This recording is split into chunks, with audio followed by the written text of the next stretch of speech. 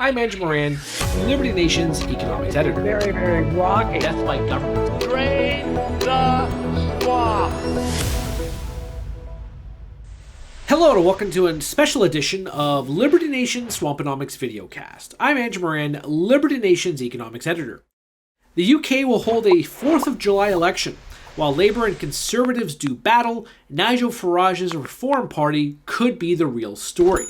What do the polls show? What matters to British voters? Will Sir Keir Starmer trounce Prime Minister Rishi Sunak?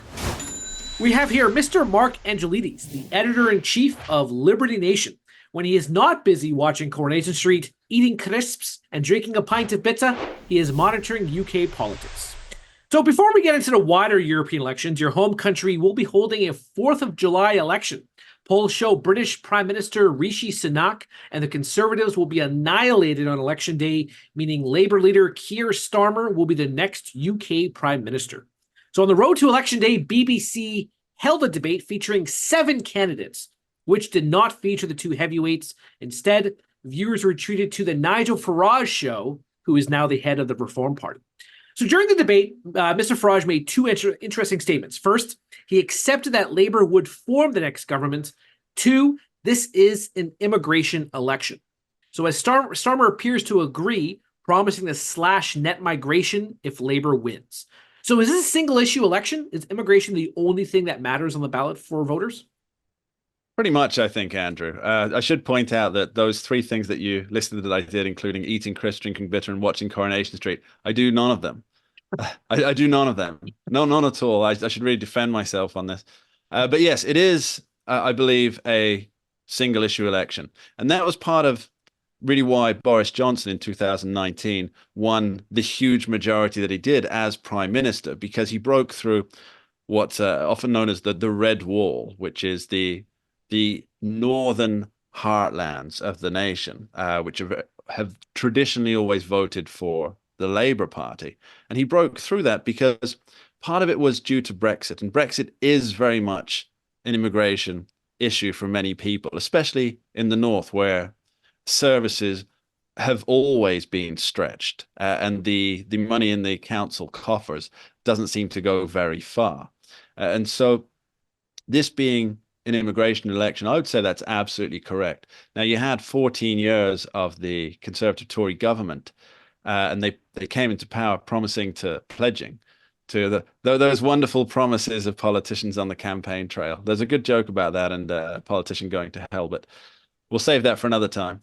And so you had these pledges that they would reduce immigration to the tens of thousands, which doesn't sound like a lot to our American viewers, but of course, England's not a very big place. It's not a very big place at all. So 10,000 or in the tens of thousands, that's up to 90,000 or so. Mm-hmm.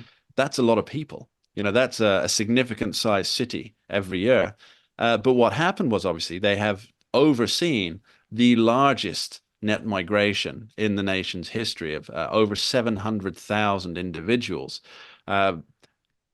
Not insignificant portion of which are illegals coming in on boats.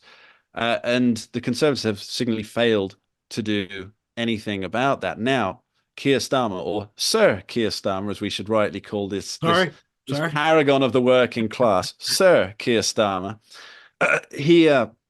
his party is pledging to get immigration under control. Now, what does that mean?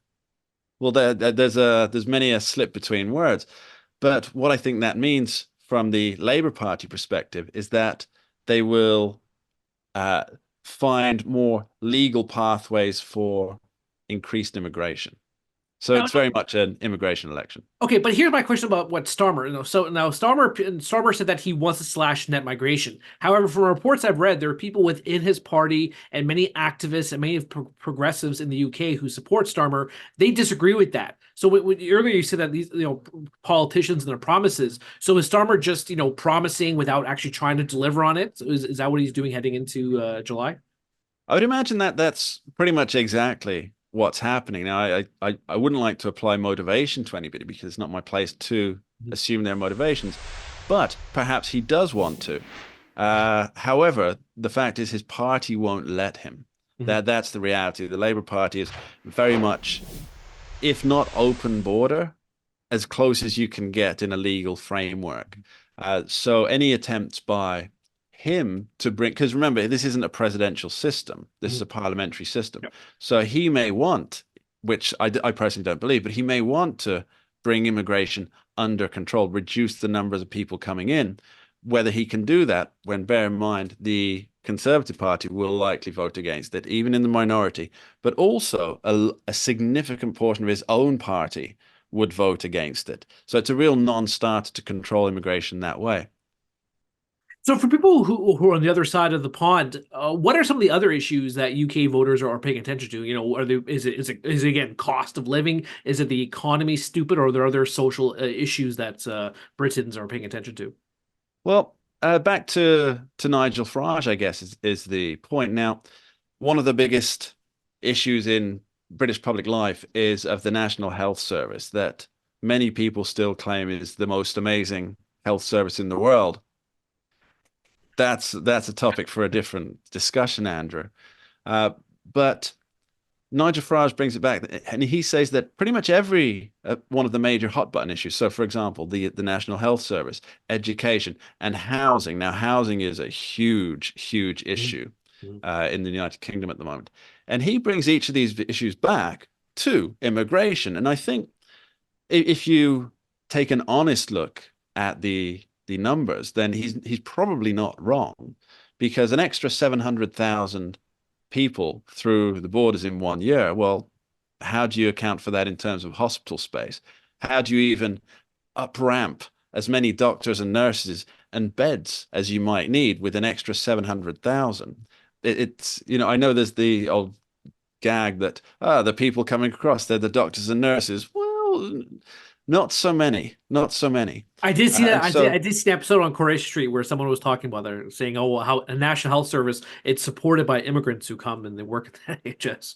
well, that's an interesting point. Two things, if I may follow up on that, Andrew, is number one is that the British soap operas, as we call them soap operas. I'm not sure what they're called in America, but the British soap operas have long been used as government idea planters. Yes. So the script writers or the producers, I said, we'd like you to cover this issue in a sympathetic way, and they will put that into the plot. And this is why you get these odd monologues appearing in soap operas, which is one of the reasons I don't watch them.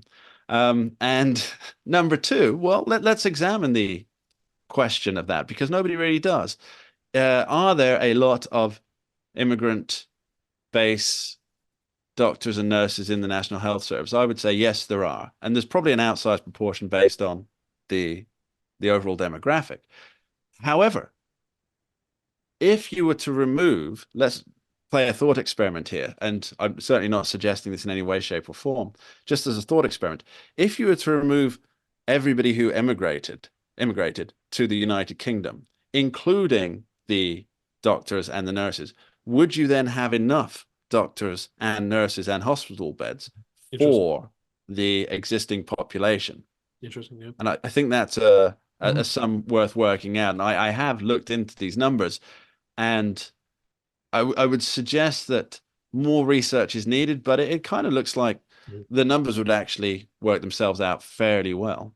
I would say I remember in the 1990s or early 2000s, Coronation Street, they had a transgender character. I forgot her. Why do you keep talking about Coronation Street when I don't watch it? My point is that that was you know that was ahead of its time when it comes to whole transgender. And then actually Peppa Pig, our kids love Peppa Pig, and it's tax. I also don't watch Peppa Pig. Why do you keep doing this to me, Andrew? I come on an economics show and I hear about Coronation Street and Peppa Pig. Well, my point is that in Peppa Pig, people were complaining because they didn't have enough representation of handicapped people, of gay parents. So what happened was Peppa Pig, they immediately caved to public policymakers' demands and introduced a girl who has a wheelchair. These two gay, I think they're zebras or something like that. So they really adhere to politician demands. So finally, before we move on to the next topic here, at the end of the day, is this a minority government for the Labour Party, or the majority? And if it's a minority, is it just going to be another election the next couple of years? So we have what's called the Fixed Term Parliament Act, which means that Keir Starmer could, if he wins the election, which he likely will, most polls are putting it at about 40% that he's going to take, which will give him a victory not dissimilar to Tony Blair's, which was one of the biggest Labour victories of all time. Because remember, Labour Party in general doesn't have big wins in the election. They're about 65, 35. 35 is the Labour Party in terms of how long they have power for. But they don't really have big majorities and big election wins. But this one is likely to be different, not because of Sir Keir Starmer, but more because the Conservative Party have given up being a Conservative Party, I think, is the real answer there. But what will happen is they'll either win or they'll win enough to ask for the opportunity to form a government from the king, which will be the obviously it's the king's prerogative. It's just formality, really. And then they will go either rule by themselves or go into a coalition government. That coalition government could involve the Liberal Democrats, who were wiped out after going into a coalition government with the Conservative Party in 2010. But they're kind of building themselves back up again. Or they could go into a coalition government with the Scottish National Party or Scots Nationalist Party, which is for some reason the only nationalist party allowed in polite society, which is an interesting thing to talk about some other time. But they can either rule by themselves in a minority government, they might get a majority, that remains to be seen, or they'll go into a coalition with with a party that's very much along their political lines, which brings us to the most interesting point. What happens to the Tories?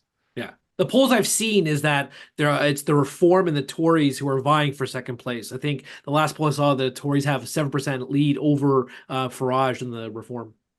Okay, so the most recent polling at the time of recording is the Conservatives have a 2% lead over the Reform Party.